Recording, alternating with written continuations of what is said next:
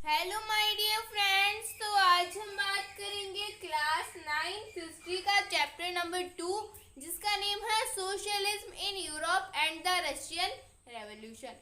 तो इस वीडियो के अंदर आज हम बात करने वाले हैं the coming of socialism in Europe. मतलब जो यूरोप है वहाँ पे जो सोशलिज्म आइडियोलॉजी है वो कैसे आती है। अब जो सोशलिज्म है उसका मतलब क्या होता है, इसका मतलब हमने पहले भी डिस्कस किया है, एक बार फिर से देख लेते हैं। तो सोशलिज्म का मतलब क्या होता है, मतलब पूरी जो एक मान लेते हैं कि क्या है, एक सोसाइटी है, उसके अंदर कितने सारे रिसोर्सेज हैं। जैसे उस सोसाइटी के अंदर लैंड भी है, उसके अंदर इंडस्ट्रीज भी है। तो क्या है, सोसाइटी के अंदर बहुत सारे रिसोर्सेज हैं और उन रिसोर्सेज से क्या होगा, पैसा आएगा। तो जितने भी सोसाइटी के अंदर रिसोर्सेज हैं वो सभी लोगों के अंदर क्या होने चाहिए, इक्वली डिस्ट्रीब्यूटेड होने चाहिए। मतलब उन रिसोर्सेज से जो पैसा आएगा वो सभी के अंदर बराबर बराबर डिस्ट्रीब्यूट होना चाहिए। सोसाइटी के अंदर ऐसा ना हो कि कोई जो आदमी है वो बहुत गरीब होता चला जाए और कोई जो आदमी है वो बहुत ही अमीर हो जाए, ऐसा नहीं होना चाहिए। सोशलिस्ट आइडियोलॉजी ही यही बोलती है कि कोई एक सोसाइटी है उसके अंदर जितने भी रिसोर्सेज हैं वो सभी इक्वली डिस्ट्रीब्यूटेड होना चाहिए। जितने भी वर्कर्स हैं वो इंडस्ट्री के अंदर काम करें और जो भी उसके बाद में जो भी प्रॉफिट आएगा वो सभी वर्कर्स अपने आप के अंदर खुद के अंदर ही बांट ले।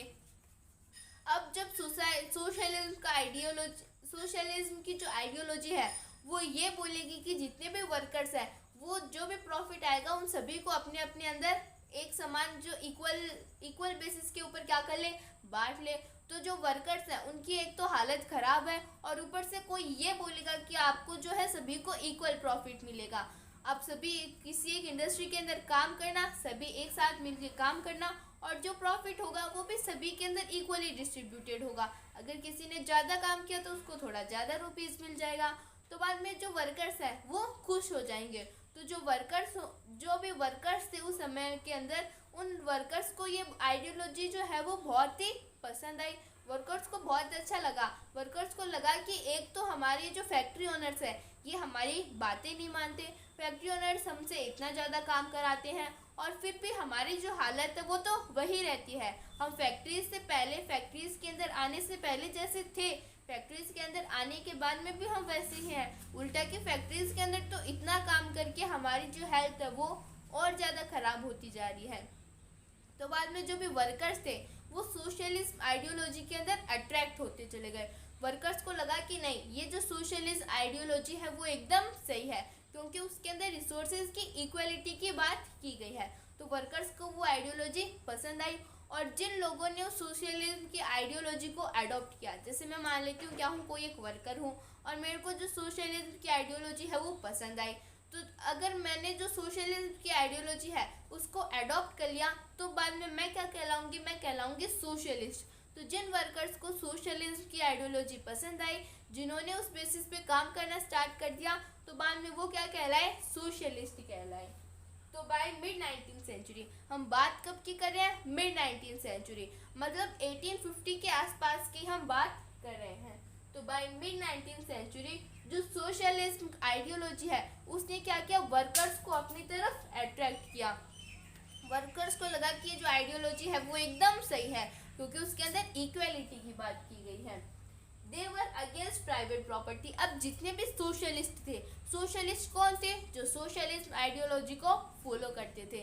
तो जितने भी सोशलिस्ट थे वो जो भी प्राइवेट प्रॉपर्टी होती है, जैसे मैं क्या हूँ, मैं कोई एक इंडस्ट्रियलिस्ट ऑनर हूँ या फिर मैं किसी एक इंडस्ट्री की क्या हूँ, ऑनर हूँ। तो अब क्या होगा, जितना भी प्रॉफिट होगा, जैसे मान लेते हैं कि मेरे पास क्या है, कोई एक इंडस्ट्री है। अब उस इंडस्ट्री के अंदर ऐसा थोड़ी है कि मैं ही सारा काम करूँगी, मैं जितनी भी मशीन्स हैं उनको भी ऑपरेट कर सकती हूँ, ऐसा नहीं होगा। मैं एक इंडस्ट्री की ऑनर हूँ तो सारा काम मैं नहीं कर सकती, मुझे अपने इंडस्ट्री के अंदर कोई ना कोई वर्कर्स को तो रखना ही होगा ताकि वो क्या करें, काम कर सकें। तो अब जब मुझे मेरे यहाँ पे वर्कर्स को रखना होगा, तो जैसे मान लेते हैं कि जो वर्कर्स है उन्होंने क्या बनाया, कोई भी एक प्रोडक्ट बना दिया। अब उस प्रोडक्ट को क्या होगा, वो मेरे को ला के दे देंगे और मैं उन्हें क्या कर दूंगी, सेल कर दूंगी। तो सेल करने के बाद में पैसा किसके पास आएगा, मेरे पास ही आएगा क्योंकि वो इंडस्ट्री किसकी है, मेरी है। तो जब वो सारा पैसा मेरे पास में आएगा और बाद में मैं सैलरी डिसाइड करूँगी कि किसको कितनी ज़्यादा सैलरी देनी है, तो मैं क्या सोचूंगी कि मेरे पास जो है ज़्यादा पैसे आने चाहिए, तो ज़्यादा प्रॉफिट किसको होगा, मुझे होगा। तो जितने भी सोशलिज्म के जितने भी फॉलोवर्स थे, जो भी सोशलिस्ट थे, वो प्राइवेट प्रॉपर्टी के बिल्कुल अगेंस्ट थे। प्राइवेट प्रॉपर्टी जैसे जिसका एक ही ओनर हो, जैसे कोई एक इंडस्ट्री है उसकी, मेरी मान लेते हैं कि कोई एक इंडस्ट्री है तो उसकी ऑनर कौन हूँ, मैं हूँ। तो वो क्या हो गई, मेरी एक प्राइवेट प्रॉपर्टी हो गई जिसकी मैं सिर्फ और सिर्फ अकेले ही क्या हूँ, ऑनर हूँ। तो अगर मेरे में कोई एक इंडस्ट्री है तो उसका सारा प्रॉफिट किसके पास जाएगा, मेरे पास जाएगा। लेकिन सोशलिज्म आइडियोलॉजी तो ये बोलते हैं कि सभी के पास में क्या होनी चाहिए, रिसोर्सेज का इक्वलिटी के साथ में डिस्ट्रीब्यूशन होना चाहिए। तो मैंने क्या किया, मैंने तो उसको नहीं फॉलो किया। मेरे पास जो प्रॉफिट आया उसको मैंने खुद ही नहीं इंजॉय किया। जितने भी वर्कर्स थे उनको तो मैंने सिर्फ और सिर्फ थोड़ा थोड़ा ही पैसा दिया। तो जितने भी सोशलिस्ट थे वो प्राइवेट प्रॉपर्टी के बिल्कुल अगेंस्ट में थे, क्योंकि प्राइवेट प्रॉपर्टी के अंदर क्या होता है, जो उसका ओनर होता है वो खुद ही क्या कर लेता है, जितने भी प्रॉफिट होते हैं उनको इंजॉय कर लेता है। जबकि फैक्ट्री के अंदर काम कौन करते हैं, फैक्ट्री के अंदर काम करते हैं ऑनर्स। वहाँ के जो एम्प्लॉयर्स हैं, जो वर्कर्स हैं, वो फैक्ट्री के अंदर काम करते हैं। जो ओनर है उस फैक्ट्री का, वो तो क्या करता है, सिर्फ अपने पैसे लगाता है, उस फैक्ट्री को खड़ा करता है। लेकिन उसके अंदर दिन रात मेहनत कौन करते हैं, वर्कर्स मेहनत करते हैं। लेकिन सारा पैसा किसके पास में चला जाता है, सारा पैसा उस फैक्ट्री के ओनर के पास में चला जाता है। तो बाद में जितने भी सोशलिस्ट होते हैं वो सोचते हैं कि जो प्राइवेट प्रॉपर्टी है वो बहुत ही ज़्यादा खराब है। सोसाइटी के अंदर जितनी भी प्रॉब्लम्स है वो सिर्फ और सिर्फ इसी प्राइवेट प्रॉपर्टी के कारण है। अगर ये प्राइवेट प्रॉपर्टी नहीं होगी तो हम जितने भी वर्कर्स हैं वो एक साथ में मिलकर काम करेंगे, और जो प्रॉफिट होगा उसे हम सभी इक्वल इक्वल क्या कर लेंगे, बांट लेंगे। तो दे वर अगेंस्ट प्राइवेट प्रॉपर्टी, वो प्राइवेट प्रॉपर्टी के बिल्कुल अगेंस्ट थे, because they think that individuals on property. क्यों वो प्राइवेट प्रॉपर्टी के बिल्कुल अगेंस्ट में क्यों थे, क्योंकि वो सोचते थे, क्या सोचते थे, दैट इंडिविजुअल्स ऑन प्रॉपर्टी, की कोई एक इंडिविजुअल्स होता है, उसकी क्या होती है, कोई एक प्रॉपर्टी होती है। जैसे मैं क्या हूँ, एक इंडिविजुअल हूँ और मेरे पास प्रॉपर्टी मान लेते हैं कि क्या है, कोई एक इंडस्ट्री है या फिर कोई एक क्या है, फैक्ट्री है। तो मेरे पास क्या है, कोई एक फैक्ट्री हो, और मैं जो फैक्ट्री हूँ वो जो फैक्ट्री है वो मैं ही चलाता हूँ। मैं अपने यहाँ पे वर्कर्स रखता हूँ, मैं क्या करती हूँ, मेरी जो फैक्ट्री है उसके अंदर किसको रखती हूँ, वर्कर्स को रखती हूँ, और जो सैलरी है उनको वो मैं दे देती हूँ। And workers work under them, और जो वर्कर्स है वो किसके अंडर में काम करेंगे, मेरे अंडर में काम करेंगे। अब मैं उनको जितना ज़्यादा पैसा दूंगी, वर्कर जो होंगे वो उतना ही ज़्यादा खुश होंगे, और मैं क्या करूँगी, अपने पास में ज़्यादा प्रॉफिट रख लूँगी। तो जो हमारे सोशलिस्ट थे वो प्राइवेट प्रॉपर्टी के बिल्कुल अगेंस्ट में थे, क्योंकि जो प्रॉपर्टी है वो कौन ऑन करता है, सिर्फ और सिर्फ एक इंडिविजुअल्स ऑन करता है। वो अपने वर्कर्स के ऊपर बिल्कुल भी ध्यान नहीं देता। वर्कर्स कितनी मेहनत करते हैं, काम तो सारा वर्कर्स करते हैं, लेकिन प्रॉफिट पूरा किसको जाता है, उस इंडस्ट्री के उस मैनेजर को जाता है जिसने उस इंडस्ट्री को ऑपरेट किया है। तो सोशलिस्ट वांटेड अ सोसाइटी, तो जितने भी सोशलिस्ट थे जो कि सोशलिस्ट आइडियोलॉजी को फॉलो करते थे, वांटेड सोसाइटी, वो एक ऐसी सोसाइटी चाहते थे, सोसाइटी एज ए होल, मतलब एक ऐसी सोसाइटी के चाहते थे वो शुड कंट्रोल द प्रॉपर्टी, मतलब एक ऐसी सोसाइटी होनी चाहिए जिसके अंदर क्या हो, society as a whole should control the property, मतलब जो पूरी सोसाइटी है, सोसाइटी एज ए होल, तो सोसाइटी के अंदर जितने भी पर्सन्स हैं वो क्या करें, उस प्रॉपर्टी को ऑन करें, शुड कंट्रोल द प्रॉपर्टी, उन्हीं का उस जो प्रॉपर्टी है उसके अंदर कंट्रोल हो, किसका, पूरी सोसाइटी का, सोसाइटी एज अ होल, पूरी सोसाइटी का उस प्रॉपर्टी के अंदर क्या होना चाहिए, कंट्रोल होना चाहिए। ऐसा नहीं कि सिर्फ और सिर्फ एक इंडिविजुअल की ही वो क्या हो, प्रॉपर्टी हो, नहीं, ऐसा नहीं होना चाहिए। जो पूरी सोसाइटी है उसके अंदर जितने भी पर्सन्स हैं वो उसके अंदर काम करेंगे, और जिसके पास में जितना पैसा होगा, जो जितना ज़्यादा काम करेगा उसको उतने ही पैसे मिलेंगे। तो पूरी एक society as a whole, society के अंदर जितने भी पर्सन होंगे वो सभी मिलकर काम करेंगे, और जो भी पैसा होगा वो उन सभी के बीच में डिस्ट्रीब्यूट हो जाएगा। उसको कोई एक इंडिविजुअल पर्सन ऑन नहीं करेगा, उस प्रॉपर्टी को सभी पूरी एक सोसाइटी जो है वो ऑन करेगी। तो हमने देख लिया कि यूरोप के अंदर सोशलिज्म कैसे आता है, जो वहाँ के वर्कर्स हैं वो किसकी तरफ अट्रैक्ट हो जाते हैं, सोशलिज्म आइडियोलॉजी की तरफ वो अट्रैक्ट हो जाते हैं। वो क्या होते हैं, प्राइवेट प्रॉपर्टी के बिल्कुल अगेंस्ट में होते हैं। वो बोलते हैं कि सोसाइटी, एक पूरी सोसाइटी के अंदर जितने भी पर्सन्स हैं वो क्या करेंगे, उस सोसाइटी के अंदर काम करेंगे, जितना भी पैसा होगा वो सभी के अंदर इक्वल डिस्ट्रीब्यूट हो जाएगा और बाद में वो सभी मिलके एक साथ में काम करेंगे। कोई एक इंडिविजुअल नहीं होगा उस प्रॉपर्टी का ऑनर। तो अब आप बोलोगे कि ये जो सोशलिज्म आइडिया है ये तो बड़ा ही अच्छा है। अब ये जो सोशलिज्म आइडियोलॉजी है इसको फाउंड किसने किया, इसके प्रपाउंडर कौन थे, कौन इस सोशलिज्म आइडियोलॉजी को लेकर आया था। तो जो सोशलिज्म आइडियोलॉजी है वो कोई एक पर्सन नहीं लेके आया था।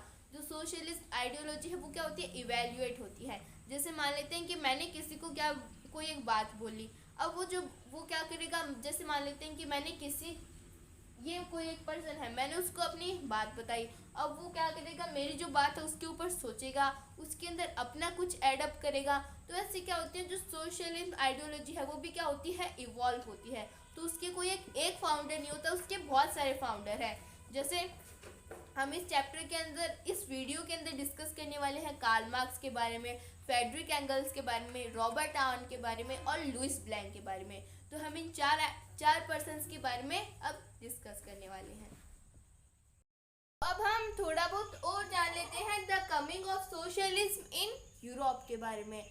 तो अब हम देख लेते हैं कि ये जो सोशलिज्म इतनी अच्छी आइडियोलॉजी है इसके फाउंडर कौन कौन थे, इसको किसने फाउंड किया था। तो इसका एक कोई फाउंडर नहीं था, इसके बहुत सारे क्या थे, फाउंडर थे। तो सोशलिस्ट है different visions of the future. अब तो हम क्या पढ़ रहे हैं, सिर्फ और सिर्फ सोशलिज्म आइडियोलॉजी को ही पढ़ रहे हैं, लेकिन ये सिर्फ और सिर्फ आइडियोलॉजी ही नहीं है, सोशलिज्म के डिफरेंट टाइप्स भी हैं।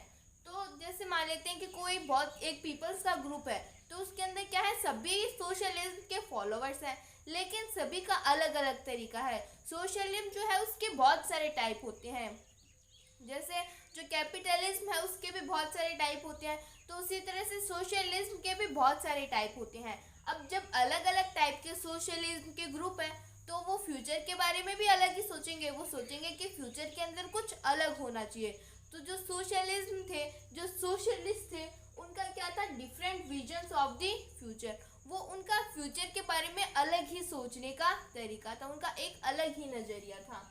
सम believe in the idea of cooperatives, और कुछ किस आइडिया के अंदर बिलीव करते थे, वो कोऑपरेटिव्स के आइडिया पे बिलीव करते थे। अब ये कोऑपरेटिव्स का आइडिया क्या होता है, मतलब जो बहुत सारे पीपल है, जैसे मान लेते हैं कि 10 पीपल्स हैं, तो ये जो 10 पीपल्स हैं वो क्या करेंगे, साथ में ही काम करेंगे, ये सभी साथ में मिलके काम करेंगे, और जब जो भी प्रॉफिट आएगा उन सभी को ये आपस में बांट लेंगे, जिसने जितना वर्क किया है उस अकॉर्डिंग ये क्या कर लेंगे, उस पैसे को बांट लेंगे, उस प्रॉफिट को बांट लेंगे। तो वही क्या होता है, वही कोऑपरेटिव्स होता है। बहुत सारे पीपल्स एक साथ में मिलके काम करते हैं और बाद में जो प्रॉफिट होता है उसे वो सभी आपस में एक दूसरे के अंदर बांट लेते हैं। तो अब अलग अलग आइडियोलॉजी के पर्सन थे, जैसे रॉबर्ट ओवन 1771 से 1858 तक वो क्या रहे थे, हमारे इस वर्ल्ड के अंदर रहे थे। तो रॉबर्ट ओवन का क्या आइडिया था, तो ये रॉबर्ट ओवन जो है वो कहाँ से थे, इंग्लैंड से बाद में वो यूनाइटेड स्टेट ऑफ अमेरिका के अंदर चले जाते हैं, वो यूएसए के अंदर चले जाते हैं, और यूएसए के अंदर क्या करते हैं, वो अपनी एक इंडस्ट्री खड़ी करते हैं। उस इंडस्ट्री के अंदर क्या होता है, वो बहुत सारे वर्कर्स रख लेते हैं। अब रॉबर्ट ओवन और जो बहुत सारे वर्कर्स हैं वो क्या करते हैं, सभी आपस में मिलकर काम करते हैं, और जितना भी प्रॉफिट होता है वो उन सभी आपस के अंदर बांट लेते हैं, जिसने जितना काम किया उसके अकॉर्डिंग वो पैसों को बांट लेते हैं। तो हमने देखा वो किस आइडियोलॉजी को फॉलो कर रहे हैं, सोशलिज्म को। जो हमारे रॉबर्ट ओवन थे वो इंग्लैंड से थे, यूएसए के अंदर गए, वहाँ पे इंडस्ट्री को वहाँ पे उन्होंने क्या किया, बनाया, और बाद में सभी ने क्या किया, वहाँ पे उस इंडस्ट्री के अंदर काम किया, और जो भी उनको प्रॉफिट मिला उसको उन्होंने क्या कर लिया, बांट लिया आपस में। फिर लुइस ब्लैंक कब से कब तक थे, 1813 से 1882 तक, और इन्होंने क्या किया, इन्होंने भी सोशलिज्म आइडियोलॉजी को ही फॉलो किया, लेकिन उसके अंदर उन्होंने गवर्नमेंट को घुसा दिया। किसको घुसा दिया, उन्होंने गवर्नमेंट को घुसा दिया। उन्होंने बोल दिया कि हम क्या करेंगे, सोशलिस्ट आइडियोलॉजी को तो फॉलो करेंगे, लेकिन जो गवर्नमेंट होगी वो ध्यान देगी कि हम जो काम कर रहे हैं वो सही कर रहे हैं या नहीं कर रहे।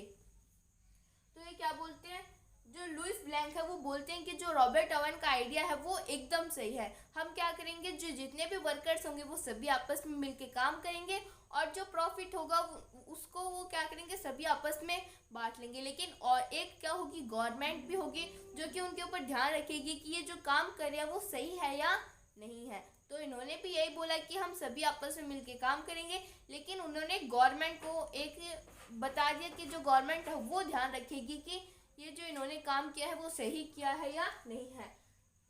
फिर आते हैं कार्ल मार्क्स और फ्रेडरिक एंगल्स। तो जो कार्ल मार्क्स और जो फ्रेडरिक एंगल्स थे वो क्या थे, फ्रेंड्स थे। जो कार्ल मार्क्स थे वो कहाँ से थे, जर्मनी से, और फ्रेडरिक एंगल्स कहाँ से थे, इंग्लैंड से। तो वो वहाँ पे जाते हैं और क्या करते हैं, ये दोनों आपस में बहुत ही अच्छे दोस्त थे। कौन, कार्ल मार्क्स और फ्रेडरिक एंगल्स। तो ये कार्ल मार्क्स और फ्रेडरिक एंगल्स क्या करते हैं, दोनों आपस में बैठ के सोशलिज्म के बारे में लिखते हैं। ये क्या बताते हैं कि जो इंडस्ट्रियल सोसाइटी होती है वो तो एक कैपिटलिस्ट सोसाइटी होती है। मतलब जो इंडस्ट्रियलिस्ट, जो जितने भी इंडस्ट्री के अंदर जितने भी पर्सन्स होते हैं वो खुद के प्रॉफिट के बारे में देखते हैं, वो वर्कर्स के ऊपर उतना ज़्यादा ध्यान नहीं देते। लेकिन इन्होंने बोला कि हम ऐसे सोसाइटी स्टार्ट करेंगे ही नहीं, हम तो क्या करेंगे, जो सोशलिज्म आइडियोलॉजी है उसे ही अडॉप्ट करेंगे। फ्रेडरिक एंगल्स और कार्ल मार्क्स क्या बोलते हैं कि जो ये इंडस्ट्रियलिस्ट सोसाइटी है वो एक कैपिटलिस्ट सोसाइटी है, जिसके अंदर जितनी ज़्यादा पोटेंशियल है वो उतना आगे चला जाता है, और जो पीछे रह गया वो बाद में पीछे ही रह जाता है। तो बाद में कार्ल मार्क्स और फ्रेडरिक एंगल्स ने बोला कि हम इंडस्ट्रियलिस्ट सोसाइटी नहीं बनाएंगे, हम सोशलिज्म आइडियोलॉजी को फॉलो करेंगे, जिसके अंदर जो वर्कर्स है वो क्या करेंगे, काम करेंगे, और जो भी इंडस्ट्री होगी वो वर्कर से चलाएंगे, उसके अंदर वर्कर्स से काम करेंगे, और प्रॉफिट भी किसके पास में जाएगा, वर्कर्स के पास में जाएगा। तो उन्होंने क्या बोला कि हम कम्युनिस्ट सोसाइटी बनाएंगे। कम्युनिस्ट सोसाइटी के अंदर क्या होगा, एक इंडस्ट्री होगी, उसके अंदर जो वर्कर्स होंगे वही काम करेंगे, प्रॉफिट भी किसको मिलेगा, वर्कर्स को ही मिलेगा, और कोई नहीं होगा, कोई उस इंडस्ट्री का ओनर नहीं होगा, प्रॉफिट उसके पास में नहीं जाएगा, सिर्फ और सिर्फ वहाँ के वर्कर्स को ही प्रॉफिट मिलेगा, और उसे ही क्या बोलते हैं, कम्युनिस्ट सोसाइटी बोलते हैं। तो हमारे जो टॉपिक है the coming of socialism in Europe, ये कंप्लीट होता है। हमने देख लिया कौन थे सोशलिज्म आइडियोलॉजी के फाउंडर, और सोशलिज्म आइडियोलॉजी को भी हमने बहुत अच्छी तरीके से समझ लिया। अब इसके नेक्स्ट वीडियो के अंदर हम बात करने वाले हैं कि ये जो सोशलिज्म आइडियोलॉजी है इसका सपोर्ट कैसे बढ़ता जाता है। If anybody have any type of doubt, any type of query, then please ask me in the comments. Thank you so much.